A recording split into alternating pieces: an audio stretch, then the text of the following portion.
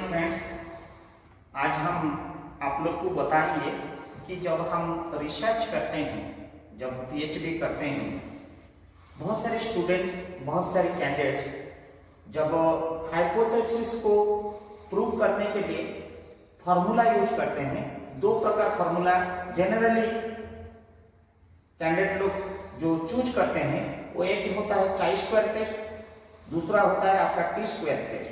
आज हम इसी जरिए में हमको चाई स्क्वायर के बारे में बताएंगे, चाई स्क्वायर टेस्ट के बारे में बताएंगे। इससे पहले मैं आपको एक चीज बताना चाहूंगा। जब मैं रिसर्च कर रहा था, मेरा तजुर्बा से मैं बोल रहा हूं, मैं सारे कुछ कर लिया और करने के बाद हम जब कोशिश किया कि कौन सा फॉर्मूला इसको इंप्लीमेंट करके मेरा हाइपोथेसिस को मैं प्रूव करूं, whether my hypothesis is a null hypothesis और alternate hypothesis is acceptable, तो मेरे को कुछ समझ में नहीं आ रहा था। तो मेरे गाइड का मैंने हेल्प लिया और गाइड ने मुझे सिर्फ एक क्लू बताया कि you implement the chi square test as well as t square test. जब आपका सैंपल अनलिमिटेड होता है, बहुत सारी हो जाता है, आप चाई स्क्वायर यूज करिए। सैंपल साइज अगर छोटा है तो आप टी स्क्वायर यूज करिए। बट मैंने सैंपल सर्वे ले लिया, सब कुछ ले लिया, लेकिन चाई स्क्वायर का बारे में मैं फॉर्मूला देख लिया, सब कुछ कर लिया, लेकिन मुझे कैसे उसको कैलकुलेशन करना है वो मुझे नहीं आया। तब मैंने एक फ्रेंड की मदद लिया और बहुत गूगल सर्च किया, बहुत सारी सोशल मीडिया ट्रेस किया, लेकिन कहीं मुझे एग्जैक्ट डाटा नहीं मिल पाया। तब मैंने सोचा कि मेरा नॉलेज को मैं शेयर करूंगा आप लोग का माध्यम से, मेरा चैनल माध्यम से, ताकि कि आने वाला दिन में मैं जो प्रॉब्लम फेस किया, ताकि और कोई रिसर्च स्कॉलर को कठिनाई ना हो। इसीलिए मैं इसके बारे में एकदम clear and clarity with facts and figures में बताऊंगा, ताकि कि चाई स्क्वायर के बारे में किसी को कोई कंफ्यूजन नहीं हो, कठिनाई ना हो। रिसर्च प्रूव करने के लिए आप खुद अपने स्वावलंबी सेल्फ सफिशिएंट हो जाओ, किसके ऊपर डिपेंड करने की जरूरत नहीं है। What is chi square test? It is the statistical test which can be compared with your expected figures or data versus the observed the data, I mean the calculated the data।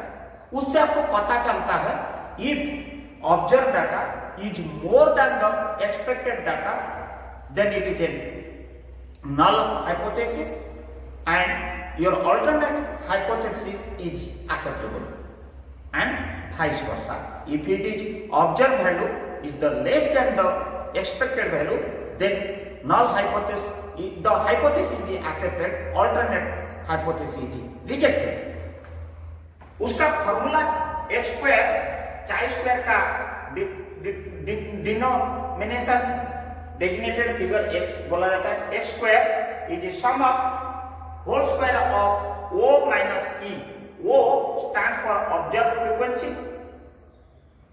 so called calculated value, and E is equal to expected frequency, या आपने क्या expect किया था, confidence level आपका कितना था वो particular hypothesis में। Now before going to the detail the chi square calculation in thoroughly, मैं ये बोलना चाहता हूँ X square is equal to sum of whole square of O minus E divided by E, observe value minus expected value का whole square divided by expected value. This is now I am coming to the hypothesis. What is the hypothesis? Then only we will go for calculation. Now चाई square test hypothesis, जो चाई square जो test हमने use कर रहा है, मेरा जो हाइपोथेसिस है, there is a significant difference between level of education of the respondent and the level of awareness about the energy conservation। माने मेरा एनर्जी कंजर्वेशन के बारे में रेस्पोंडेंट वर्सेस क्या level of education and conservation, ये मेरा एक हाइपोथेसिस है, एक एग्जाम्पल। उसको मैंने चाई स्क्वायर टेस्ट में कि प्रूव करना चाहता हूं कि different, there is a significant difference between level of education of the respondent and the level of awareness about the energy conservation। ये मैं प्रूव करना चाहता हूं। उसके लिए मैंने क्या किया, सैंपल सर्वे लिया पर्टिकुलर एरिया में जहां मैं रिसर्च करता हूं, पर्टिकुलर एरिया को गया और वो पर्टिकुलर एरिया पे जहां मैं सैंपल सर्वे किया। मैंने सैंपल सर्वे क्वेश्चनरीज मैंने क्रिएट किया, नॉट फॉर क्वेश्चन में क्रिएट किया। प्लीज देखिए क्वेश्चन नंबर 1 में रेस्पॉन्स ऑफ द रेस्पोंडेंट, मुझे क्या मिला, यस और नो। मैंने उनको क्वेश्चन पूछा, उन्होंने जो जवाब दिए यस और नो में मैं यहाँ पे फिगर किया।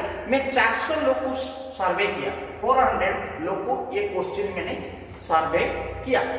पहला क्वेश्चन प्राइमरी स्कूलिंग आपने किया नहीं किया, सेकेंडरी में आपने मैट्रिकुलेट है कि नहीं है, दूसरा आपने हायर सेकेंडरी अटेंड किया कि नहीं किया, 12th पास आपका है कि नहीं है, आपने ग्रेजुएशन है कि नहीं है, नॉलेज आपका रिन्यूएबल एनर्जी के बारे में जानकारी है कि नहीं है, आप इंटरेस्टेड हो कि नहीं हो फॉर रिन्यूएबल एनर्जी इंप्लीमेंट करने के लिए, अगर इंटरेस्टेड हो उसका टेक्नोलॉजी आपको मालूम है कि नहीं है, लास्ट अगर है तो आप इनिशिएटिव लेके इंप्लीमेंट करना चाहते हो या नहीं चाहते हो। मुझे इस प्रकार आंसर मिला। जब मैं question number 1 question number 2 respect में देखिए मेरे को यस मिला 309 202 183 95 लाइक दैट ये है, एंड सिमिलरली नो में मुझे इतना ही मिला। टोटल आप देखोगे 400 400 400 400 सब 400। मेरा ये सैंपल मेरा रेडी हो गया। मैंने जब गया कि चाई स्क्वायर इंप्लीमेंट करने के लिए मैं आप लोग को बोला था कि X square is equal to sum of E minus नहीं O minus E whole square divided by E. Now मैं उसको जब समेशन करने जा रहा हूं, देन ये समेशन करने से पहले O minus E observe value मेरे को ये जितना ही है मैंने ऑब्जर्व वैल्यू लिया। What is E? Is my expected value. I have taken 157 as expected value. It is my expected value, I have taken. ये मेरे को उम्मीद था इतना होने के लिए, लेकिन मेरे को उसी हिसाब से मेरे को ये सब रिजल्ट मिला। जब मैंने वो मेरे को मिला ऑब्जर्व वैल्यू एंड ई मेरा कांस्टेंट है 157 सबके लिए मेरा था, O minus E whole square divided by E is equal to ये पहला वाला क्वेश्चन का इतना आया, सेकंड वाला का इतना आया, थर्ड का जब आया ये 0.187 आया। लाइक दैट जैसे आया आप इधर टोटल करोगे, टोटल मेरे को वैल्यू आ रहा है O minus E whole square divided by E summation ये इज इक्वल टू उसका समेशन वैल्यू आता है 17.0313। Okay, now I got 17.0313। Now मुझे ये प्रूव करना पड़ेगा जे लेवल ऑफ सिग्निफिकेंस मैंने कितना लिया था। Level of significance means what? Level of confidence level 5%, that is nothing but 0.05। Which is आप अगर चाई स्क्वायर का टेबल रेफर करेंगे at the rate of this level of confidences the value will come around 15.057 like that, something will become वो table that is a constant table। आपको कुछ करने की जरूरत नहीं है, ये टेबल प्लस डिटेल कैलकुलेशन आप मेरा YouTube चैनल में जब जाएंगे वो चैनल में वो आपको पीपीटी में पता चल जाएगा कि डिटेल का टेबल है। वो टेबल कांस्टेंट है, 0.01 से लेकर अप टू 0.99 तक टेबल वैल्यू है, वो कांस्टेंट वैल्यू है। हमारा उसमें वो वैल्यू से नहीं, जस्ट हमने लॉग टेबल का आपको रेफर कर देना है। This value is the expected value. Now what is the degree of DF?